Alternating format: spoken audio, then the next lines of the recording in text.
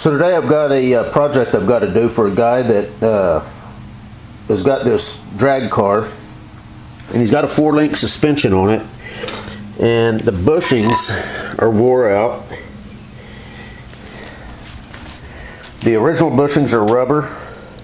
You can see how wore out they are. They're oblong. That side doesn't look too bad. But what he's wanting is Delrin bushings. He called the manufacturer on this, and they do not make Delrin bushings for this particular 4-link suspension. You can buy 4-links with Delrin bushings. I don't know how old these particular set of tubes are for this 4-link, but whenever they made these, I'm thinking that Delrin was not available, so it was all rubber. And so there's 16 of these I've got to make. There's four rods with a end on each side, and each bushing, or each end, has 2 of these bushings in it. So this is the original rubber. So you got 2 bushings that go through there, and then you've got a metal sleeve that goes in. As you can see how this side's all put together. So I've done some measurements on these, and I'll show you the setup that I'm using. We're not going to drill the center hole because I don't have, this is a 13/16 diameter bushing, and I don't have a 13/16 drill bit. I've got every other size but that one. So I could bore these, but it's going to be easier. You know, this is not any kind of super critical close tolerance, so a drill bit size will work perfect. Then these will go right in there. So I'm going to get the camera mounted up, and I'll show you the setup that I've done on these. I've done some measurements. Basically, I'm going to make one long bushing, looks similar to this, and then I'm just going to part it off in the middle. Then that way I'll have two bushings. So I've got my measurements here that I've just jotted down. I've already made a couple. They're turning out good, and I've got 8 of these made so far. I need 16. I thought, you know, let me set up and kind of do a little video on this. Since there's 16 of them, I didn't want to have to do each individual bushing. I wanted to make it as quick as possible, and it's actually going really quick. I've kind of got it down now, so I'll show you kind of what I've got. I've got a custom ground bit that I've made, and I ground that so that I can move both ways and cut. You know, I can plunge in straight, and then I can move over to the side and get get it all hogged out, come back out, part it off, and onto the next one. And it's working out really well. So let me get set up here, and I'll show you the setup. Okay, so here we go. The way I like to get this set, so I just use a straight edge. Turn it in until it just comes off of it.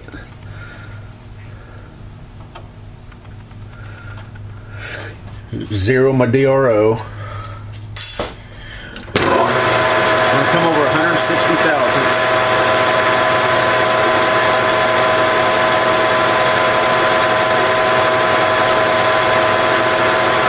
I'm going to plunge into 145. 1 inch, 145.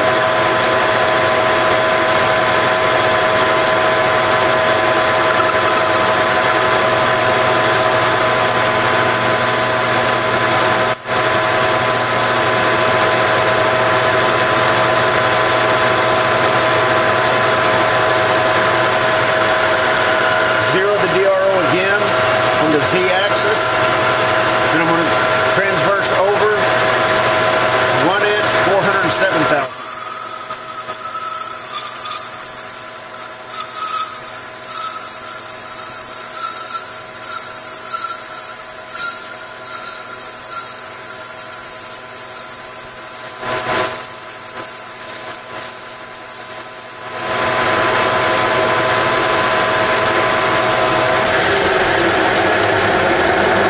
Stuff can get messy.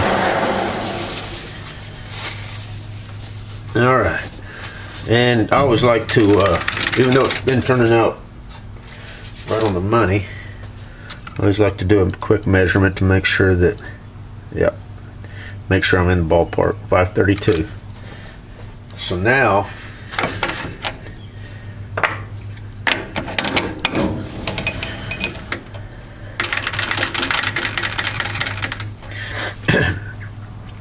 and the way I do this, I'm going to turn it on. I'm going to run it up against the edge of this until I just see it, a little bit of touch, and then I'll zero the DRO and come over 725 thousandths.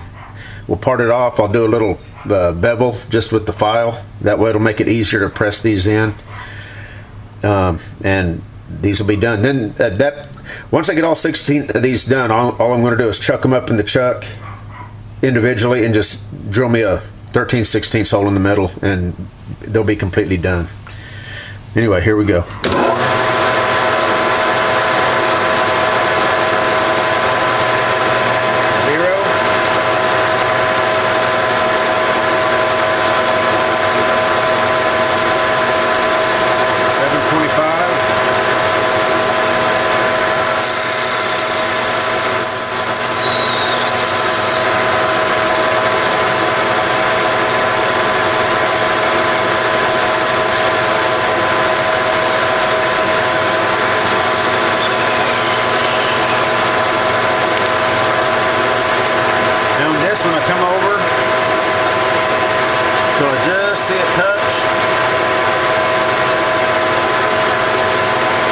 0 to DRO, I have to come over 92.5 thousandths, because that's the thickness of the part off blade. I zero it again, then I come over to 160.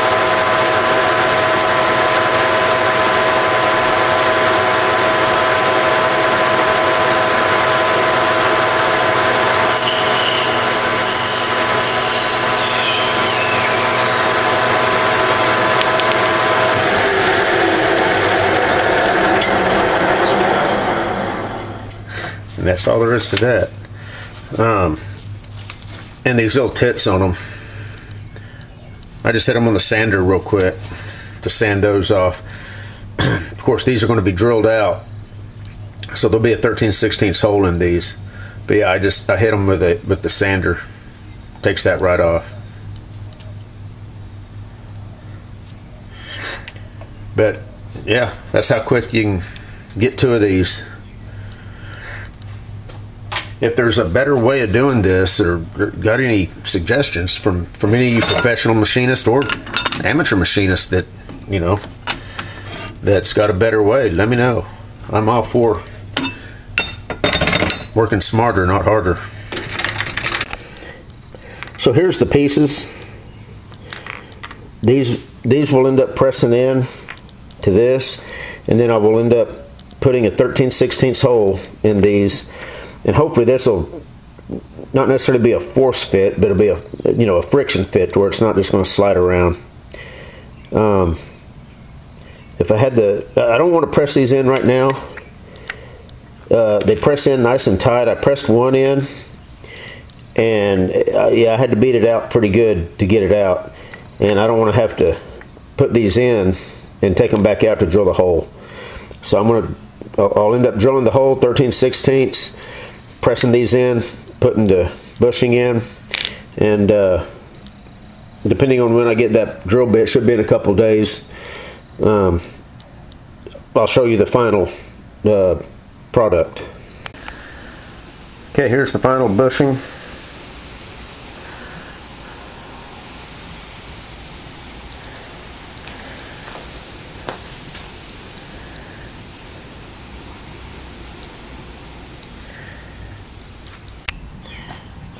Okay, so to get these bushings out, I made a little, I don't know what you'd call it, arbor, adapter, punch, but it's made to fit right in here in the bushing.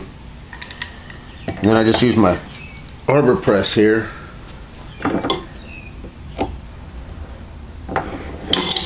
to press those right out. And the rubber bushings have been coming out relatively easy.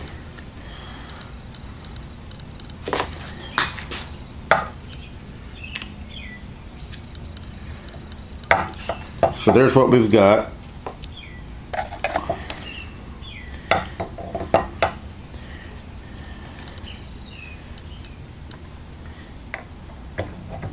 What I've been doing,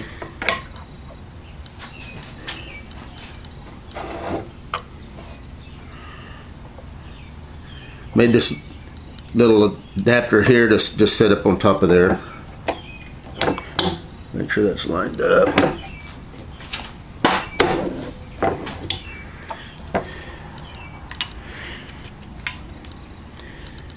And there it is. Grab another one.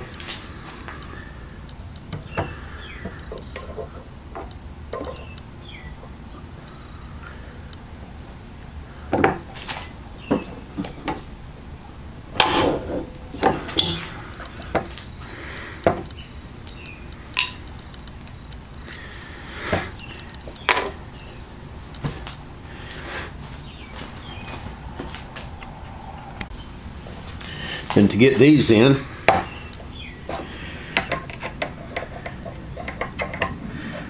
same deal.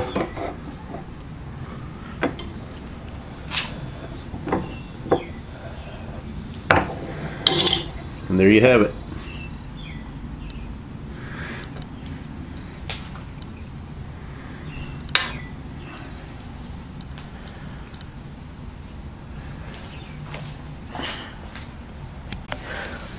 And again, this was for a 4-link suspension on a drag car.